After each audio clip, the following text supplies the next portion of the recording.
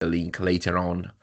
And here you can see a brief story, a picture that tells the story of where we are now. Now we are here. As you can see, we have done a long way before, but just to let you understand what you will put your hands on today, we started a couple of years ago by collecting a series of OER, open educational resources that are online and available, free to reuse, and we have selected a series of skills of green, digital, and entrepreneurial skills, and we created a database of open educational resources linked to specific skills that we were interested in. And you will be able today to see these uh, behind a window, let's say, that is the enabler that you will use.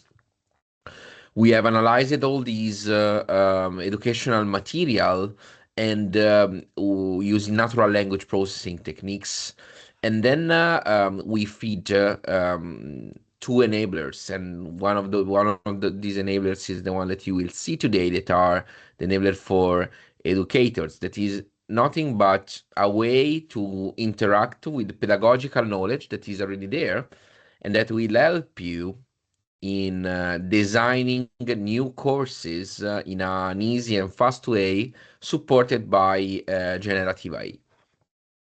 What we have done then is testing this enabler internally, and finally, as we are now doing an external testing with universities, but also VIT and companies. Everything is also, since it's fully digital, it's also easy for us to recognize people that is using the platform to design the courses by the use of open recognition and open badges. And in particular, today we are in a phase where we are in the second round of testing, and all the feedback that you will give us will be very, very valuable for the project. But it's also a moment for us to reflect with all of you about possible next steps that we can do, new project that we can open, new opportunities for working all together. So thanks again very much for inviting me, and I hope you have a wonderful webinar today. Thank you so much, Filippo. Thank you. Thank you, Filippo, for your intervention. It's a real pleasure for us to be part of the Encore project. And I have to admit that I'm relieved to think that thanks to the Encore project, we finally have the possibility to share and use the huge amount of open educational resources that we all produce, also thanks to the project, our project, to train our future and current workers. So thank you. And you know that we already have several discussions about these, and also to understand how to use the platform for other subjects, such as, for example, the diversity inclusion. So we accept all your ideas from this webinar to understand how to move on with the Encore, so how to use the platform for the twin transition, but also for other initiatives, for example. So please give us your ideas and share with us your opinion about it. But it's time to leave the floor to our second guest, Fabio Casu. Fabio is a sustainability and business innovation expert, founder of Modus Lab, and president of the Italian Association Chief Sustainability Officer. So, Fabio, the floor is yours. Thank you, Elena. Welcome, everybody. I would like to share with you my working experience nowadays and try to understand how the Encore project can help us as an educator to improve our effectiveness, both for firms and students as well. In my experience now, the big problem is not the lack of information, it's like an information overload nowadays. It means there are too many infos, and we lose a lot of time looking for the right information, the quality information. And especially if we talk about sustainability, it's such a huge word because we always talk about ESG, but it means everything. And sometimes we call it the Greta Thunberg effect. That is, ESG means environment. That is right, but it's not only environment, it's also social and governance as well. But if you start an education path in a firm now, you look that people do not know what to expect from an ESG course. This is why this, because it's such a huge word that we need to focus on a single matter. And for example, if you talk to a very huge enterprise, they already have experience, skills. But if you work with a small, medium enterprise, for example, uh, most of the time they do not know anything and they do not know where and how to start. So in my experience, what is useful is to start from the very beginning. So let's say the theory of ESG and the regulatory aspect. So for example, the CSRD, and this is like the starting point. But when you start talking about ESG, then people in the firms ask you something that is more practical. So they start to ask you for a toolkit, for example, a practical methodology. And this opened the way to lots of different paths. So the problem for me as an educator is that every time we start beginning of a specific path, learning path, but during the lessons, it's necessary for us to change our point of view and open new aspects and focus on something that is unexpected for me as an educator, but it's what firms needs. So having a platform like the Encore platform where I can search for everything, so like in natural language, so I can focus on, I'm focusing on social aspect and something ask me about diversity. I can look in a couple of seconds and look if there are articles or toolkit, maybe something that me as an educator, I uploaded in the platform. This allows me to be very flexible with every firm, and it allows me to be effective in the really needs of my students. I think that what is most important to understand is copyrights, for example, what we can add to the platform and what not, to understand if lots of toolkits that we found on the web, if they can upload on the platform, or if we can upload our material and how it is protected, for example, or if we can say it's open so everyone can use it.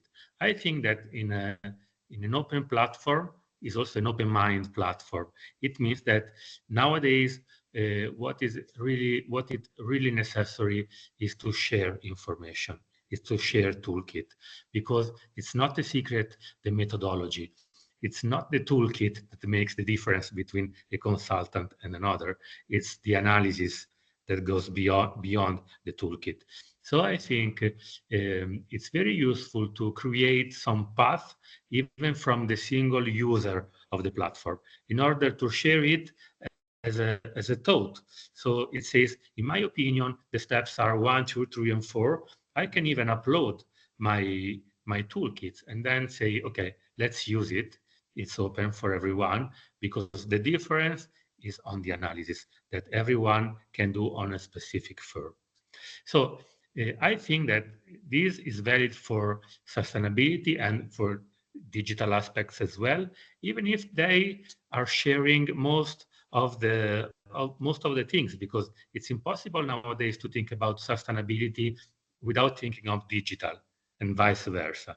So it's really interesting also the how we can apply artificial intelligence to find these common roots, because there are a lot of things that are common in the two fields, and maybe even if we have a specific knowledge on one of these aspects, uh, it's not natural to find some sharing a common ground. So searching in the platform for specific terms and words and seeing how the results can create some new knowledge, I think it's very interesting, and it's the real value added of a platform like this. Thank you. Thank you so much, Fabio. Thank you. Do you have any questions about Fabio, about the topic of sustainability and digital technologies and the link in between digital and sustainable development and the impact?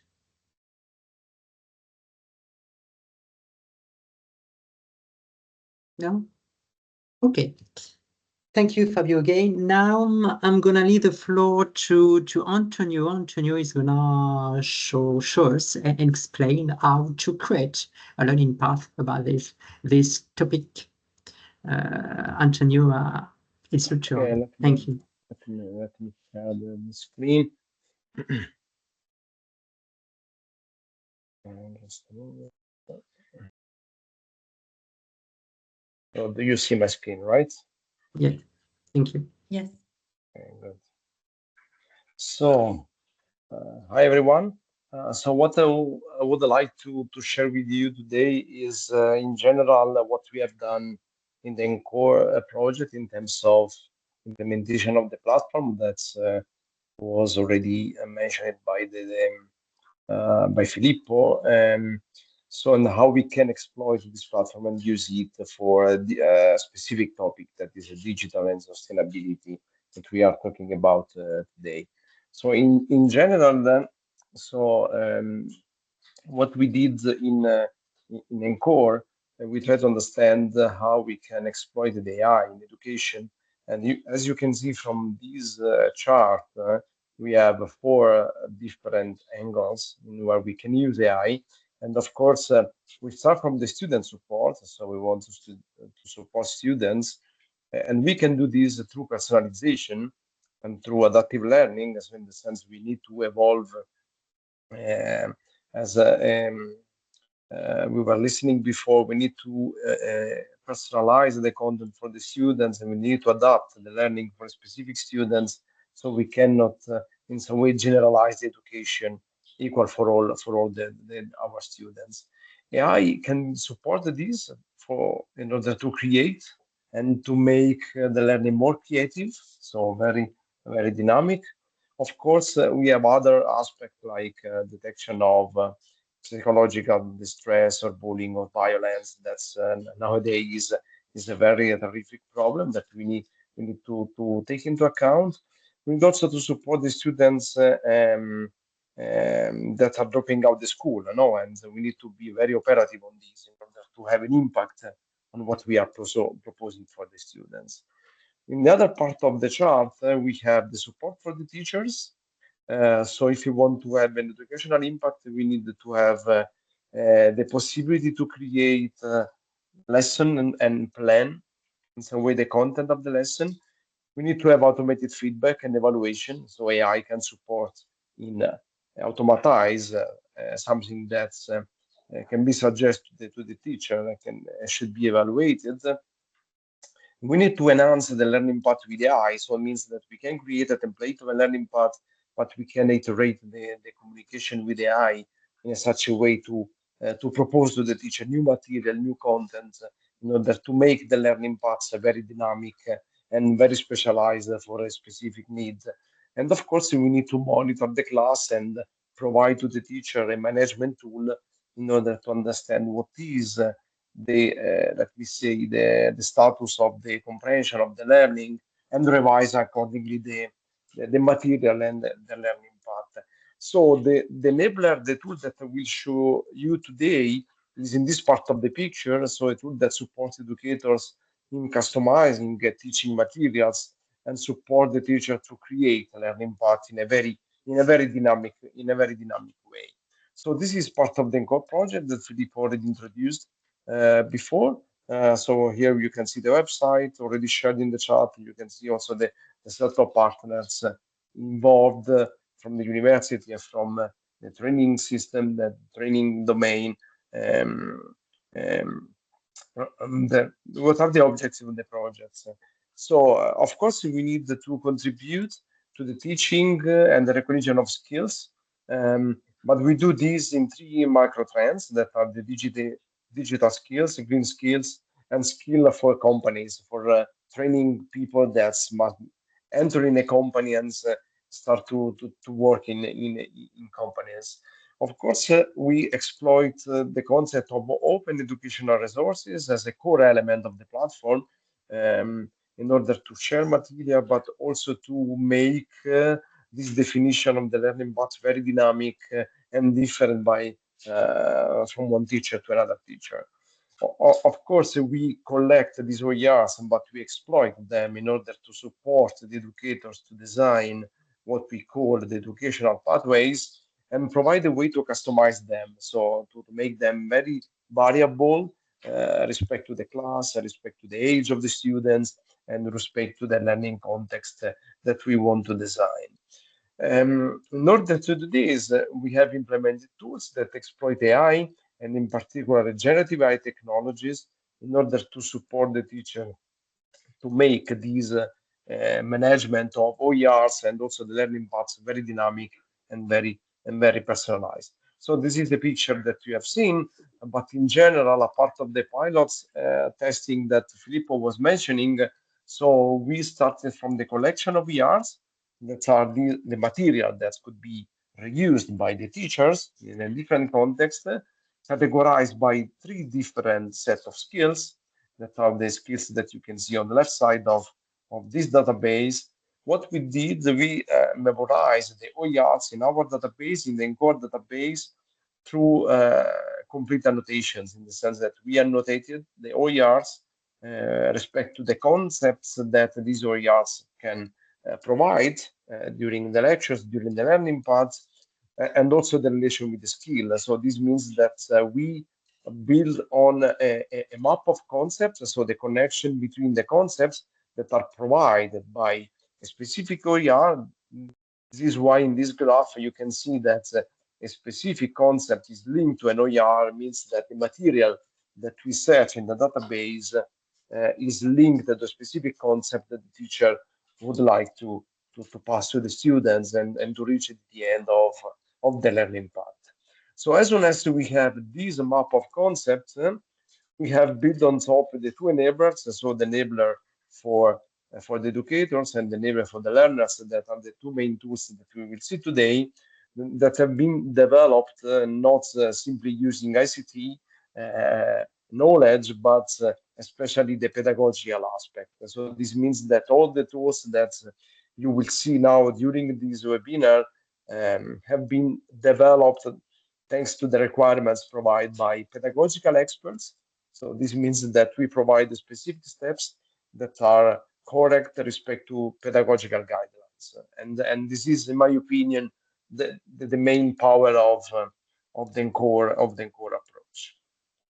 So the tools that I was mentioning are two. So we started from the database that was built in the first period of the projects, where we collected more than 100,000 OERs from different creators, and they can provide different type of materials, starting from reading materials to exercises, articles, laboratory activities, complete courses, videos, and so on and so forth. And on top of this database, we develop the first enablers, the enabler for educators that we will see soon, and the second enabler that is for the learners. And so how, as soon as the teacher has defined a specific learning scenario and specific learning paths, how the learners can consume this learning path in concrete activities, in concrete learning activities with the specific feedbacks and the specific, let me say, evolution in the learning paths, with the goal to reach the comprehension of all the concepts that have been attached to the OERs and then been selected by the educators. So, of course, behind in the back end of the approach, there is a lot of research in the sense that we used not only AI, but also natural language processing tools to analyze a large amount of educational content to understand and link these material to specific concept and semantic properties. We cannot forget that the center of this approach is the human, in the sense that we propose the tools for educators, but at the center of this picture, there is the educator that will use the platform to understand and configure the learning scenario, but also to be supported by the platform to suggest some templates of the learning path, some template of learning activity, and iterate this process until the end that the learning path is ready for the learners and can be delivered using the second enabler. So means that we have this collaboration, person-machine collaboration through the usage of AI, so that we can support the trainer to be more creative and more productive without to replace their role. That is very, very important. So we cannot replace the role of a teacher or of a trainer in a company.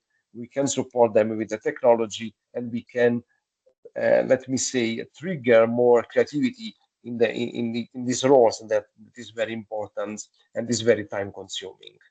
And AI is a tool that can be used for this. No, so we can every day we use GPT for some task in our job, but at the end is our mind that fortunately we decide and what we need to deliver and what we cannot deliver to our students and employees. So the platform in general works with as this picture. So we extracted the OERs from the available repository on the internet. So we recommend in some way OERs to the educator. The educator can in some way select the answer through the skills or through keywords. And as soon as the OERs have been selected, we can create a learning path. And the learning path is a set of learning activities that can be delivered at the end to the learner that can consume a learning path using a specific digital tool. So how different phases work? So the first is discover. So the teacher will select through a query in our system using a keyword and using specific skills. Will select the subset of OERs that can be used in a specific learning scenario. So these OERs are selected from the database, and we also derive what are the skills and what are the concepts attached to this OER. So this means we filter the database and we suggest to the teacher that at a certain point we create the specific folder of predefined or preferred OERs for the specific learning scenario. So the second phase means that from a large quantities of open educational resources, we filter out the resources that we need, and we can categorize these OERs in different ways. For example, through a domain. So, for example, we can map what are the OERs that are digital or green or entrepreneurial skills. We can map the OERs through the concept. So, what are the concepts covered by the resources that we have selected, or for the types of resources. So if we need quizzes, if we need slides, or if we need text to read, so we can also filter out this type of resources. So here you can see the link and the platform that I will show you in 5 minutes. And you have also the QR code that you can scan and go directly to the platform and test it. As I said, so we can also filter and see what are the concepts related to the specific OER. And as soon as we have collected the specific OERs, we can create the folder that can be used by the teacher, and we can also even export the set of OERs that are relevant for this specific learning scenario. We can export for other learning management system like Moodle or Canvas, or we can go directly in the next step, that is the design phase. In the design phase is where we start from the collection, from the collected resources from the teacher.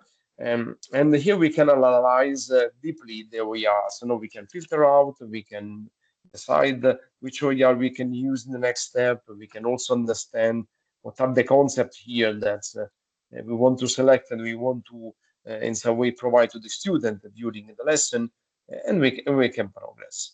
In the design phase, as soon as we have this collection of OERs, what we can understand, what are the concepts that we want to teach, and here is the moment where we can create the learning part. So this means a graph of a sequence of concepts that we want to teach, and for each concept we can derive a subset of a learning path. So means a subgraph that contains a set of learning activities that we can put in a certain order in order to reach the goal to teach and to understand the specific concept. So for each concept we can do the same. We create this learning path using also generative AI techniques, and we can suggest at the end to the students how to execute this learning path in the end. So the interface guide the training, so the trainer or the teacher to create a learning path using a pedagogical guidelines. So this means that we have a precise set of steps that we need to follow in order to design the end of the learning path. We can also create a new material, so create a learning objective, create a new OERs using generative AI, and this creation, this created material will be a part of the database for the new learning paths, and this is something that we can do in an incremental way. So the database is alive, and we continuously add resources and material while we are using the platform. And at the end, we use generative AI to generate a lesson plan. So this means a table of learning activities where each activity is or a learning activity or an assessment activity where the teacher can in some way modify them and save and finalize for the students. But we will come back at this in a moment with a concrete task. We can also create resources for the assessment part of the learning path using also again the AI techniques. To touch just for a moment the AI usage, this picture will represent the backend of the core platform in terms of how we can involve the generative AI while creating the content of our platform. So this means that the teacher can input some request, like I would like to create this type of activity.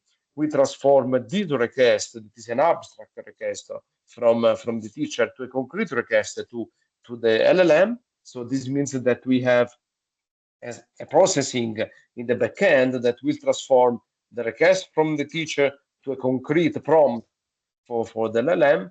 And when the generative AI component will answer to us with the response, we come back with the post-processing function until the representation of the result to the teacher.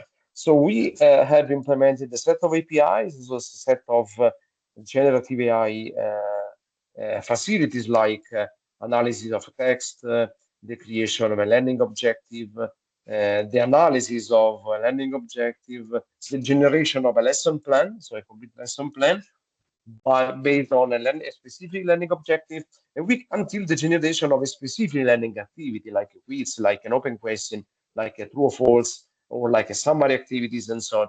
And we can extend this list of generation of specific learning assessment activity in the future. So the last step is the execution. So we deliver the lesson plan to the students, and the lesson plan is executing using another tool that we will show you later on in order to execute the specific learning path defined by the teacher. So we can export the learning path for a Moodle platform, so we can integrate it in Moodle. We can execute the learning path using Visual Studio Code, that is one tool specifically for coding activities or other activities that we can do. For example, in data science, we use a lot this tool. And the other tool that we'll show you today is a 2D dimension virtual world where the student can navigate online the maps and can execute the learning path that has been defined by the teacher in the first phase. So now let's go to the practical activity. So let's see how the Encore platform works concretely.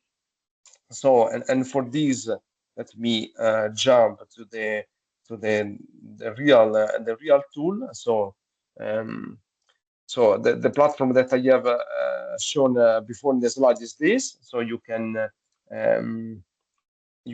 open the platform from the link or from the QR code. So you have a search bar where you can search for keywords, for example, sustainability. As you can see here, you have a suggestion. So these are all the keywords that have been used in the past by other teachers and other trainers training with this platform. And so you can see they already use the keywords, and you can select, for example, sustainability. You can use, for example, ICT if you want to add also the digital part, and so on and so forth. So using keywords, you can start to search the OERs in our database. As you can see, we have 90 resources available on this topic for the moment. So they are classified by domains, and so it means that 79 are in the middle, so that means cover all the three skills. And we have 11 that are in the middle about the green and entrepreneurial stuff. So we can also search for understand what are the concepts found by the generative AI analyzing the OERs and extracting the concept, but also the type of resources. That means what are the type of resources that we have found through the search of sustainability ICT in our platform, divided by their types. So reading, instructional material, presentation for courses, assignments, and so on and so forth, assessment activities. So we can scroll down the pages of the available resources. We can open a resource, so we can see what the resource is about. We can understand what is the last update. If I like it, I can also interact with these resources. I can also open the resources. So going up and see the website, of course, they should be updated for the usage of the platform. We can also see what is the publisher of the OER, what is the license attached to this. We have also defined inside the project a quality score to understand the quality of the OER that can be used by other teachers.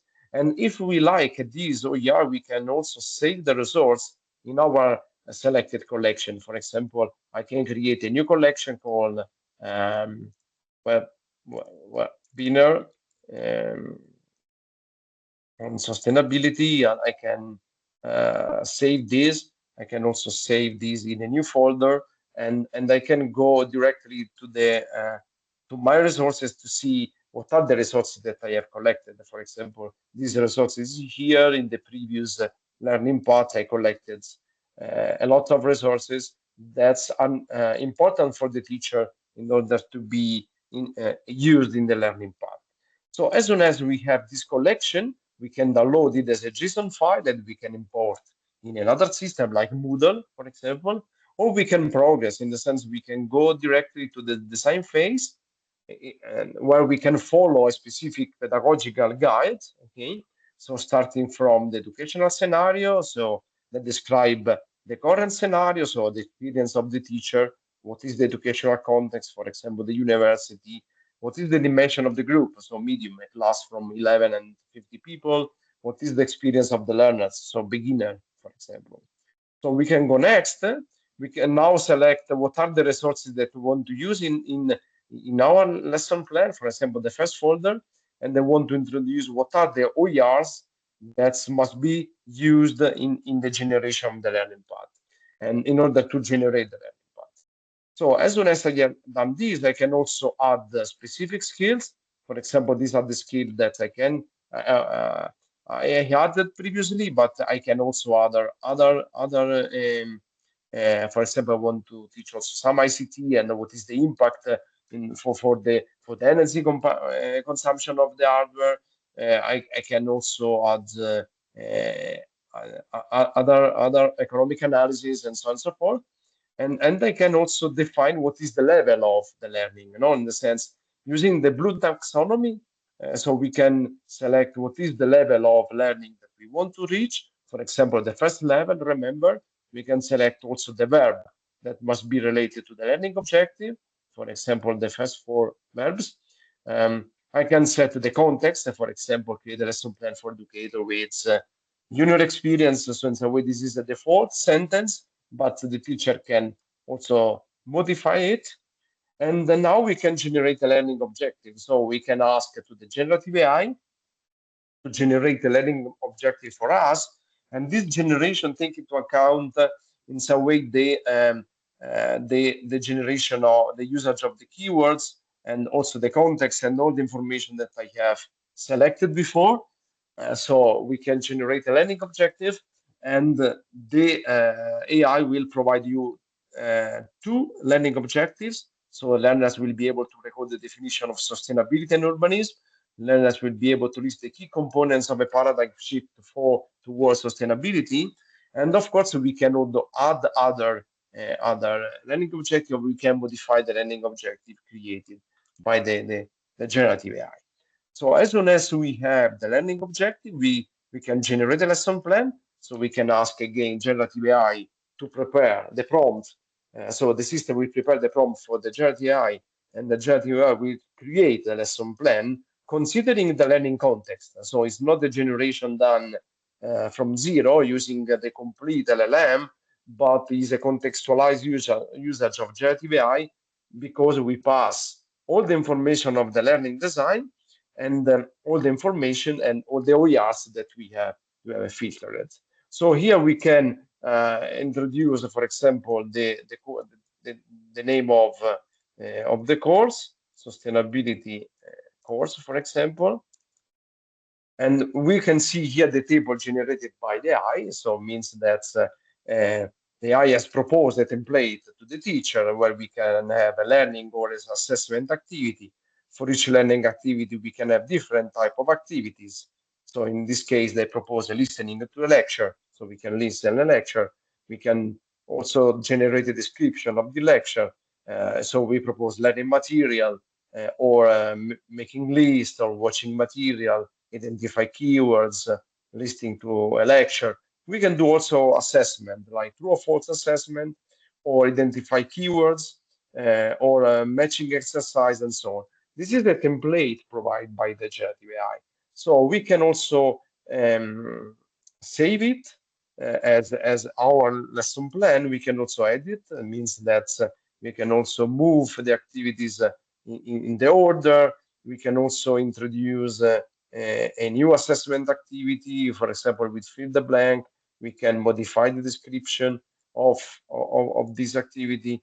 But more important, we can also add content. It means that this description has been generated through the OERs, but we can also link the specific OER. For example, the description has been generated by this. We can say, okay, I suggest this resource to the student. We can attach this to the specific learning path. We can save and close this activity. And as you can see here, we can have an OER attached to the specific learning activity. And we can do this for the whole table. So what we can do, for example, for an assessment, if we want to create a true or false activity, we can use generative AI. So this means that now is the moment where we can exploit AI to generate this true or false or a quiz in general activity. We can pass for the moment a specific link. Let's consider that we have selected this website that is our source of material. We can use this link. We can analyze the material, and it's now that generative AI is working in the backend to extract the relevant information from the document and proposing to the teacher the topics. So these are the topics extracted automatically with generative AI from this website, from the specific material that the teacher wants to use. So, for example, we want to teach this European Sustainability Reporting Standard for this activity. So we want to target the academia, for example. We want to have a remember level of the Bloom taxonomy theoretically assignment with a low creativity. We can generate, for example, a learning objective for this specific learning activity. So the learner will be able to recall the definition of European sustainability reporting standards. And now we can select, for example, the true or false. So again, generate using generative AI. So the context is used for the generation to prepare the prompt. So here we have the exercise. We can also edit. We can also add the license. We can understand the domain and so on. We can also change the title and the description. And here is the question that is generated by the AI using the material passed by the teacher. So according to the European Sustainability Reporting Standard, companies are only required to report on their financial risks and opportunities. So of course, if the true or false, the answer is false in the sense that the correct answer is false, and we can also generate the second part that is a feedback. So the justification of why this true or false is false, and why the student should answer it false. So we can save this exercise, and later on we can also save and close and add this activity to the specific learning path. So this means that at a certain point when we evolve the tool, we can also see these true or false in a specific point attached to this label. So the last point of this is that as soon as the plan is ready and is revised by the teacher can save it, and the teacher can export. For the moment, we have only them exporting with the PDF, and the PDF will generate the table plus all the description of the specific, activity, plus the description also of the OER that is part of this role, so of this learning activity. So this is the material that the teacher can use, can print, and can use for a specific purpose. This is one part of our results, in the sense that as soon as the learning path has been created by the teacher, what we can do, we can use another part of the platform. That is the second enabler for the students. So this means that the learning path that you have seen in the table can be transformed in a graph, and we have implemented an automatic tool that will transform the learning path from the table format in a graph format. And what you see here in this second tool is properly an instance of a graph of a learning path that the teacher can create for the students. So this is a graph where each activity is a line of the table, so we can link the nodes in a sequence, or we can also have the failure or pass ledges from one node to another one, and each node contains the materials. It means that we can have reading material, so you can introduce a sustainability concept to the students, and we pass material to the student. We can also create videos, so we can pass a video to listen to the student. After the video, we can ask the student to do a summary, so we can describe an activity to summarize a specific document analyzed before. We can have a multiple choice quiz, so it means we can create using generative AI the question and the correct and wrong answer, and so on and so forth. So we can create this graph in order to be delivered to the students. The ultimate point, so, is the student side. So, and this is where we enter in the polyglot environment. So it is a two-dimension map that we have developed for testing. So this means that the student enter in this environment, in this world, and what we can do, we can, as a student, we can select the set of learning path available. So the learning path that we defined by the first enabler. So for example, we have the sustainability, that is the last learning path that I have selected. So as soon as I have selected the learning path, I can enter the word, and here is the point where the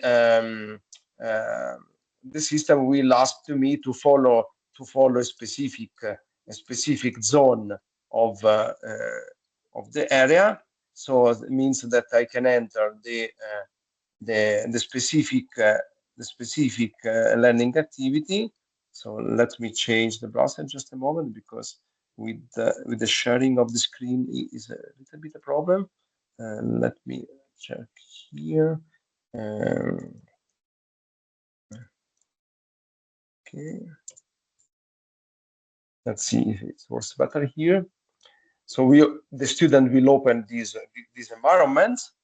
So the student can enter the system and can see, okay, what is the specific learning path. Sustainability has been selected. So we can enter, we can follow the path, we can go directly to the room specific for the specific learning activity, and I can start the learning path. So this means that here I can answer, for example, an open question. Let's try for the moment. I can validate the quiz. So this is not good. So it's not a good answer. I can go next. I can read the material. That is another learning activity. I can go next, and so on and so forth. I can follow the path that is defined by the learning path.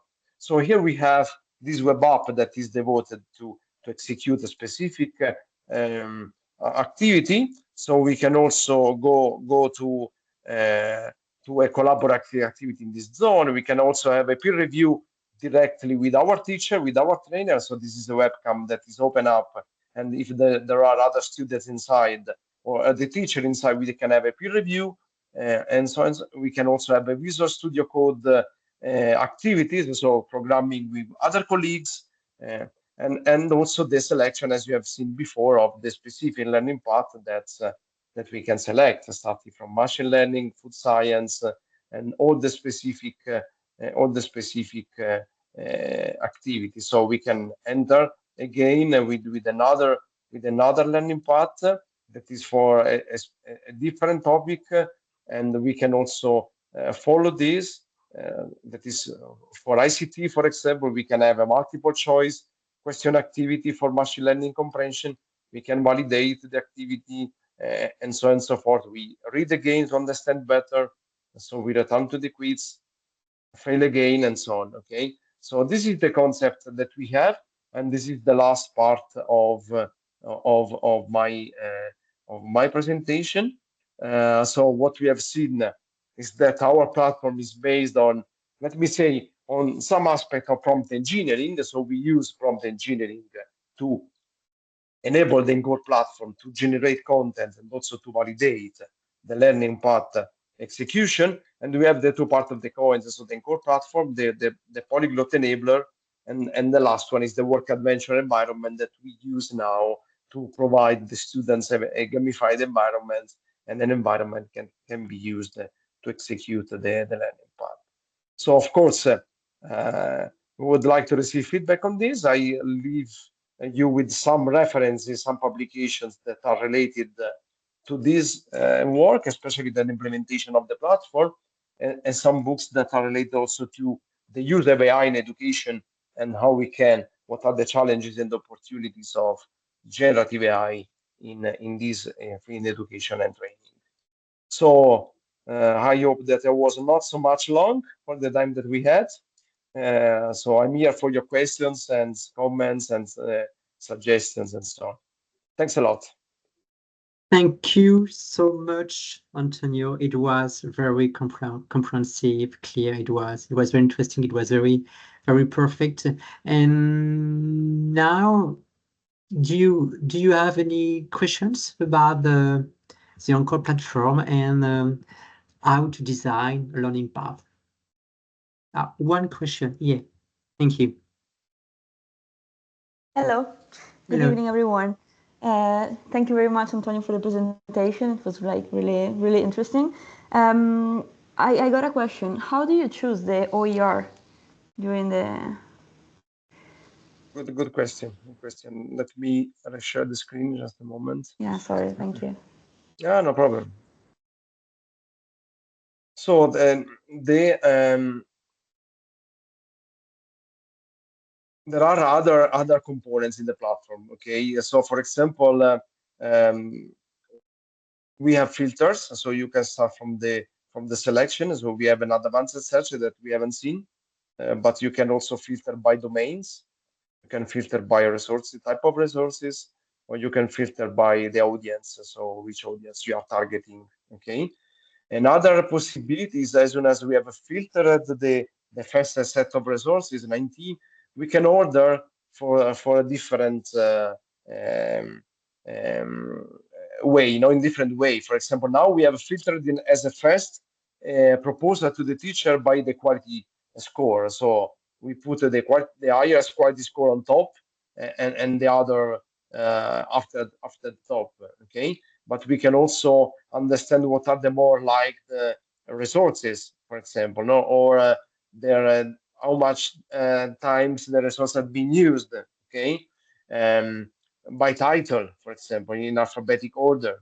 Okay, or the last update. Okay, this is the second way. The third way is by the map of concept. So, for example, I want to have I don't know, agent-based modeling, okay, or I want to have biodiversity in my course, okay, and I can filter them for the keyword, for the concept, or for the type of resources. For example, I want to have reading material, so let's just a moment restart the search so that we have the complete resources. So, for example, here I can have I'm interested in the reading material, so I filter this reading, and I can see all the resources that include at least the reading annotation, the reading metadata. Okay, so this is a different type of filtering that we can do, but at the end, of course, is the teacher that should view the resource. So here we have an abstraction, so a synthesization of the resource, but at the end, the resource is something that is out, because as we have seen, there is a provider, so a publisher. For example, here is the University of Cambridge. So if you want to see the resource and hope that the resource is yet available, we can open the website, and we can see, okay, this is the detail of the resource that should pop up in a certain moment. Okay, but it depends on the provider of the resource. Okay, what we can do is maintain the database and provide a way that these results are maintained in a good way and can be used directly in the design phase. Okay, so of course there are also negative points, in the sense that in my opinion, if we want to customize this platform, or we can use this platform for a specific course in a specific domain, it's better that the owner of the class, and also the owner of the domain, the expert of the domain, can provide some specific material, or can even create these through the OER generated by AI. So because as you have seen, I can pass a URL from my website. Suppose that is my website. I can pass this. I can start the analysis of my material and create a new OERs that will be generated and filled in our database. I don't know if I answered your question. Yeah, absolutely. Thank you very much. Other questions, please? Yeah. Okay.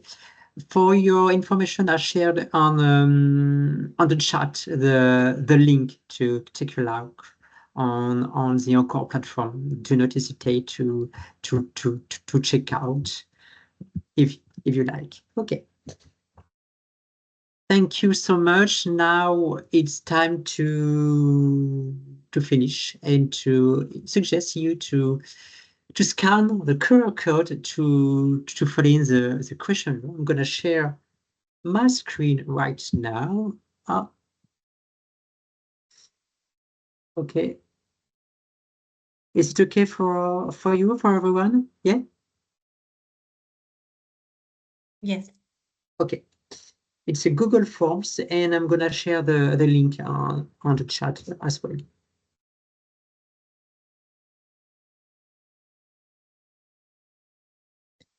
We'll leave you between 5 and 10 minutes to fill in the questionnaire, and afterwards we're going to conclude this webinar.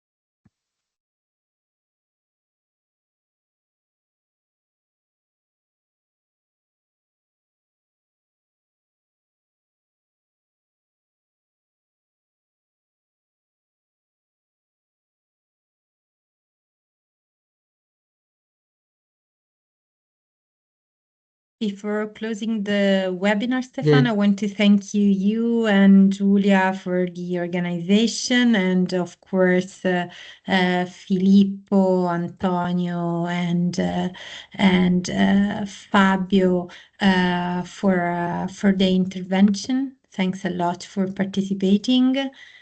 And for further information, sorry, we have someone who is trying to enter the meeting now. So should you have any question or should you need further information, please just email us, and you have all the information related to the project, so the link to the website, the Anchor website, and the link to the platform available, and we will wait for your answer to the questionnaires that Stefan just shared with you. Thanks again for taking part to this webinar. Thank you Bye. so much, Elena. Bye-bye. Thank you. Thank you. Thank you. Bye, Bye. guys. Bye. Bye. Thank you. Now, I would like to conclude this webinar and to thank everyone and all our special guests. Thank you so much, Antonio, Filippo, and Fabio, and of course, Elena and Giulia for Mylia, Adecco Training Thank Italy. you. Thank you so much. Bye-bye. See you. Bye. Bye, Stefan. Bye. Bye. Bye. Thank you very much.